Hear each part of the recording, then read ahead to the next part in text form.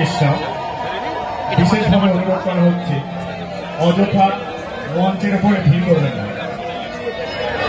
বিশেষভাবে অনুরোধ করা হচ্ছে অযথা মঞ্চের উপরে ভিড় করবেন না। যেসব ক্যামেরাম্যান মঞ্চের উপরে আছে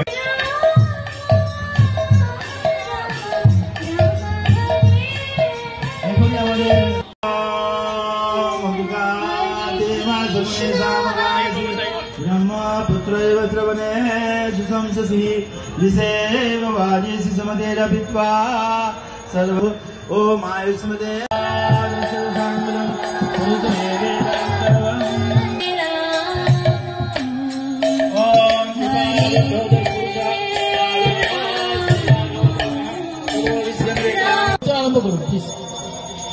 हरे कृष्ण महादेव कृष्ण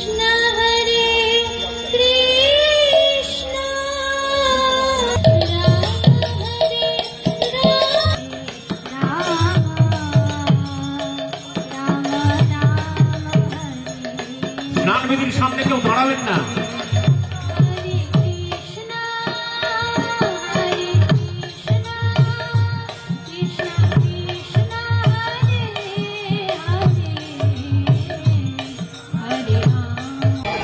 মালদা মিউনিসিপ্যালিটি পৌরপিতাকে আজকে স্নান যাত্রা উপলক্ষে কিছু বলার জন্য। মালদা তো তাই আমাদের লক্ষ্মীনারায়ণ মন্দিরে ইস্কনের সংকীর্তনের মাধ্যমে আজকে এখানে এই স্নানযাত্রা আয়োজন হয়েছে।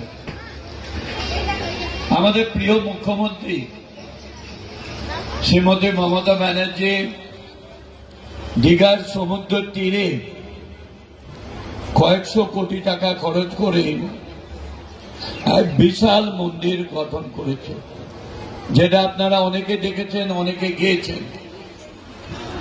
বাঙালিরা অনেকেই আগে পুরীতে জগন্নাথ দেবের মন্দির দর্শন করা যেত, আমরাও গেছি।